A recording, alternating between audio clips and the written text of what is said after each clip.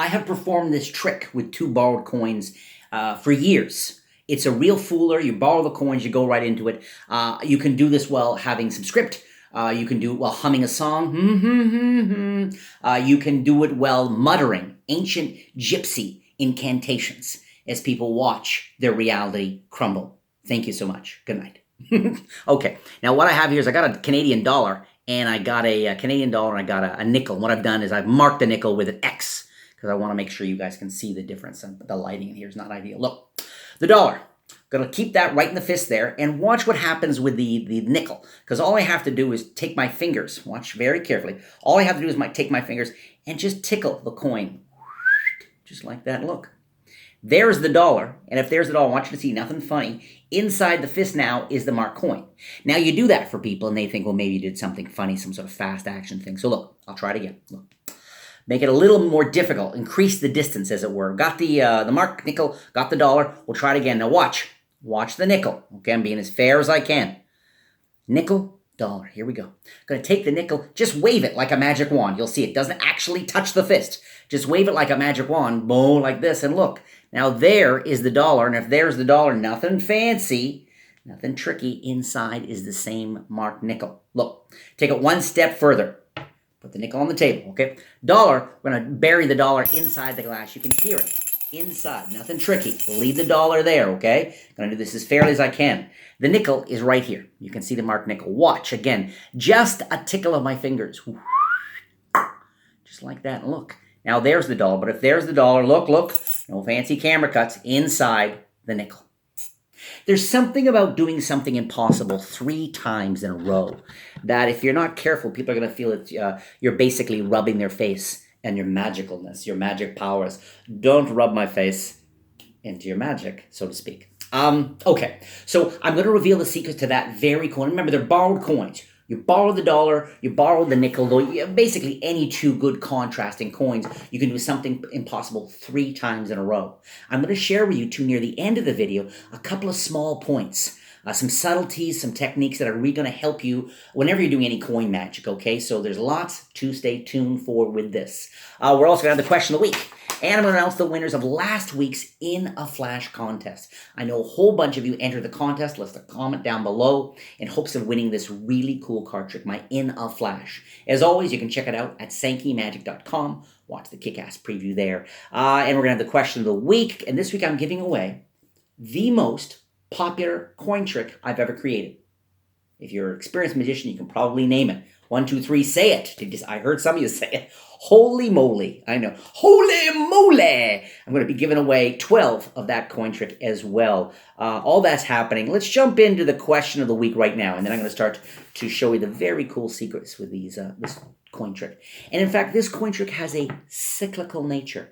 I'm really excited to share this with you, the secrets on this, because they actually work in a bit of a circle, which is kind of cool. Okay, the question of the week. If you could make any 2 things in the universe change places, something as big as a building, something as small as a quark, which I think is a subatomic particle. If you could make any 2 things in the universe change places, which 2 things would you have change places impossibly? Okay? For whatever reason, entertainment, world domination, it's up to you. Okay? So leave a comment down below. You'll be automatically entered into the contest for Holy Moly. Okay? And let me know which 2 things you would have change places. I know some of you are going to be leaving some very troubling but very funny answers. Thank you. Okay, let's look at this. So, again, I have a nickel here. Now, you can use any 2 coins, but you want them to be contrasting coins. Contrasting in color, ideally. Okay, this is a Canadian loony thing.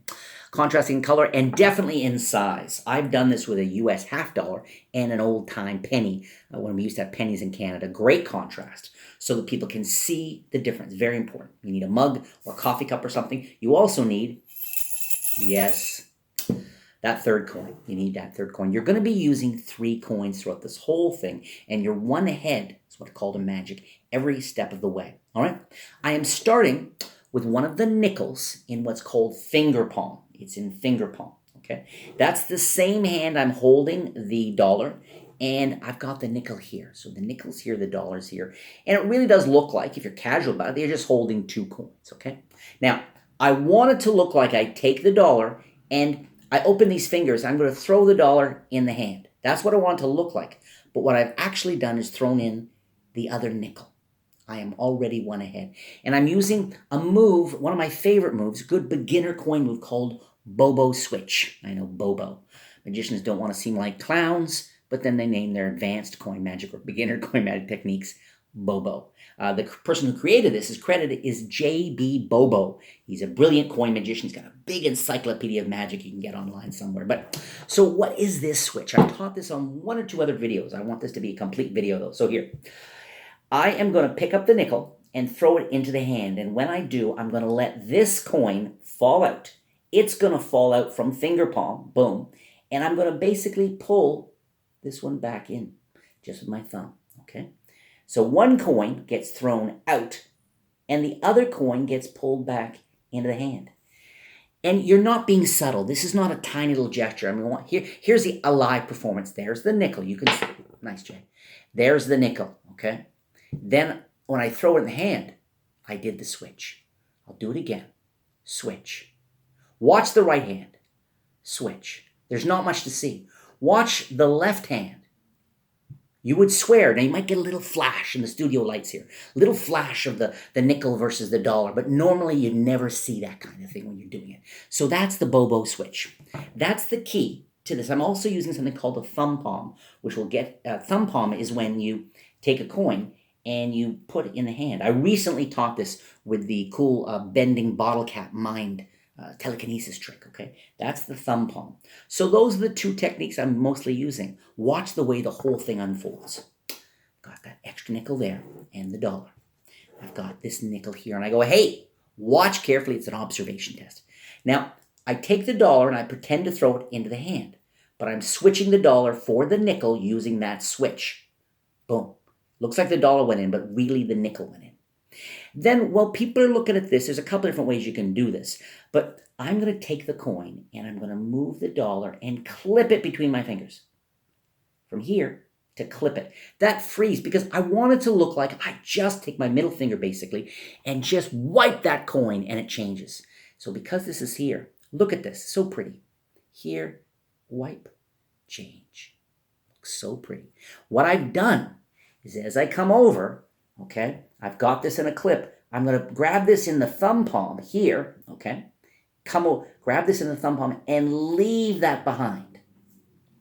So the nickel gets into thumb palm, and as the hand comes over, I leave the other one. It looks so pretty, and this hand looks good too, okay? So that's the first change. Now, between you and I, you do that for people. They know the dollar's in here, apparently. The nickel's there. When you make the two change places like this, they're thinking, he did something funny there. Maybe he switched them somehow. They're certainly not thinking you're using another coin. And when you show it in here, it's like, okay, that was pretty fast hands. So it plays to the cliche, the assumption that it's fast hands.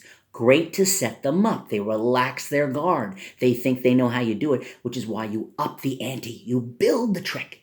And this psychology of building the impossibility is great theater. You'll see it in a lot of magic tricks. Expert magicians use this thinking all the time. All right? So I've done it once, and I say, look, let's try it again, but we'll do it a step further.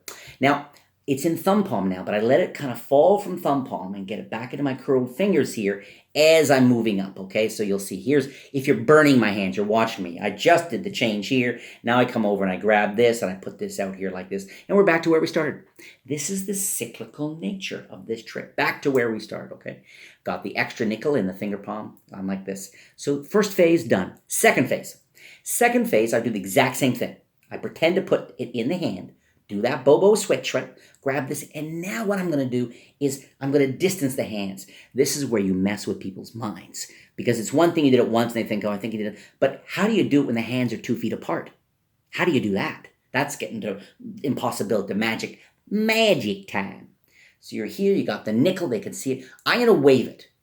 I'm going to wave it, but as I wave it, I'm going to push this into thumb palm and push the dollar to my fingers. Nothing fancy here, okay? This is how it looks if you're really looking at it. It's this, I do this, and I do that, okay? It will take some practice, okay? This part will take some practice. But you have the nickel. Look how pretty this is, though. Nickel, dollar, they think, you're here.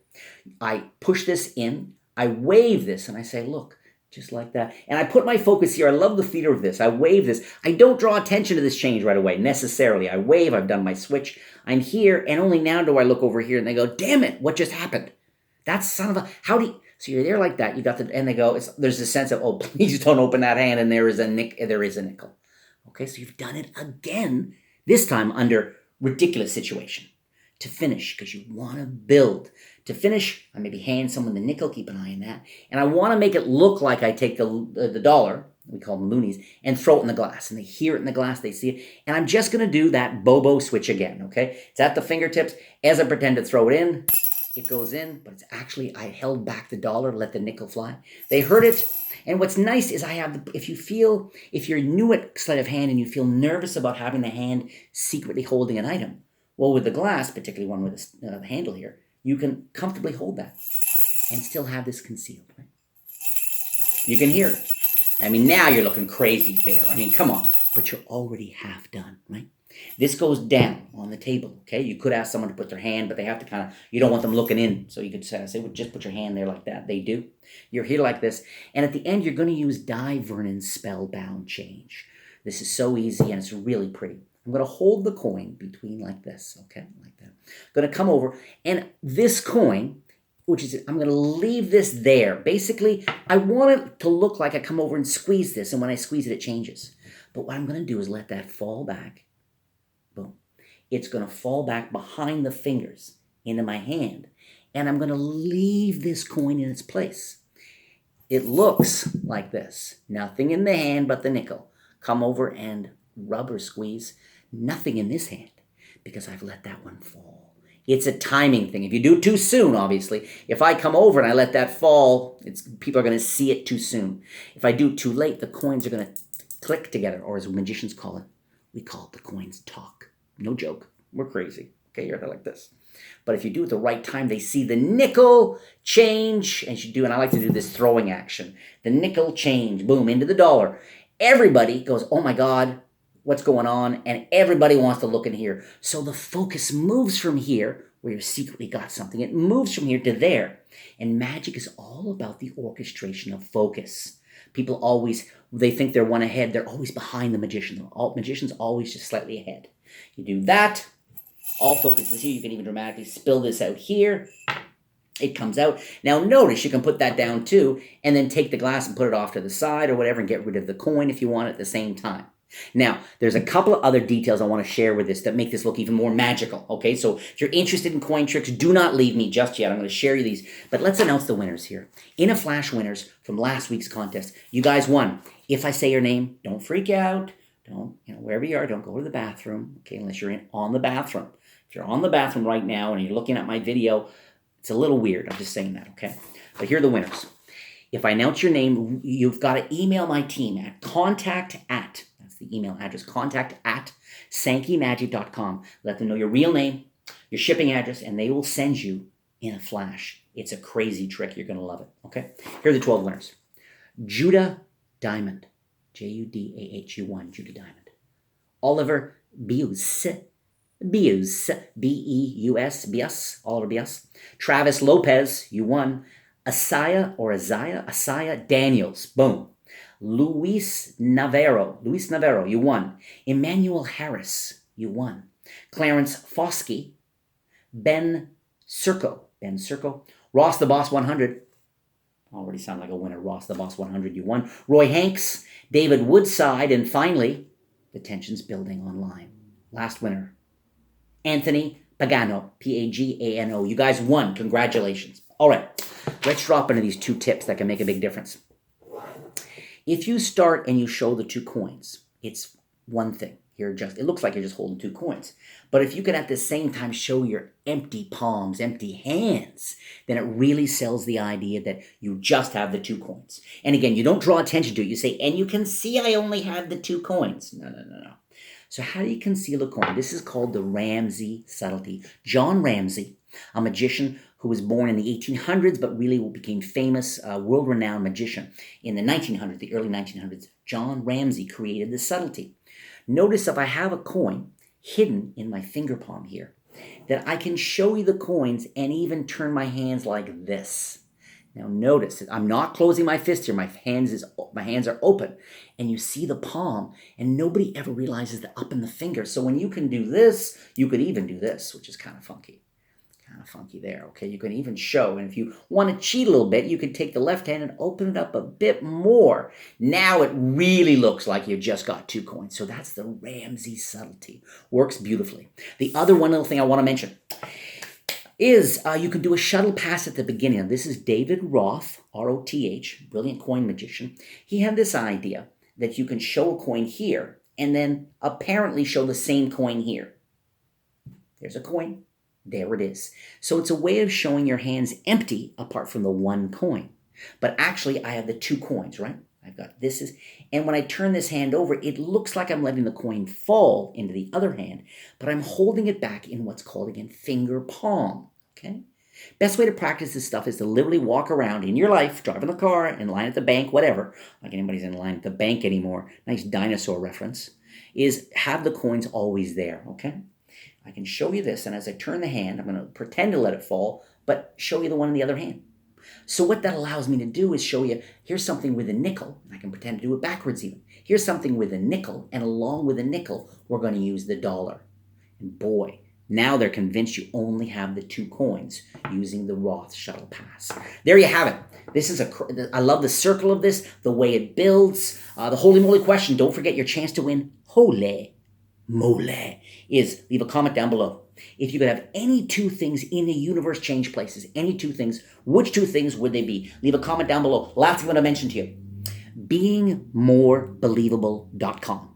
Check it out, beingmorebelievable.com. It's a brand new book. I'm going to be launching soon on Kickstarter. I'm going to have fun with my fans on this. If you go to beingmorebelievable.com, you'll see right now you could sign up for a free newsletter. Okay, sign up for the free newsletter. You'll find out more and more news about this cool book that's going to be great for anybody who's interested in being more believable. Great for magicians, perfect for magicians, but also if you're a public speaker, you're a teacher, you're a student, you're a parent, you're a salesperson. Everybody wants to be more believable in this era, more than ever. In this era of fake news, we want to be believable. How do you do it? How can you do it? What are the tips? So beingmorebelievable.com. Go there, sign up for the free newsletter. Leave a comment down below for your chance to win. And finally, thank you very much for watching another one of my wacky videos. Have a great day, buddy.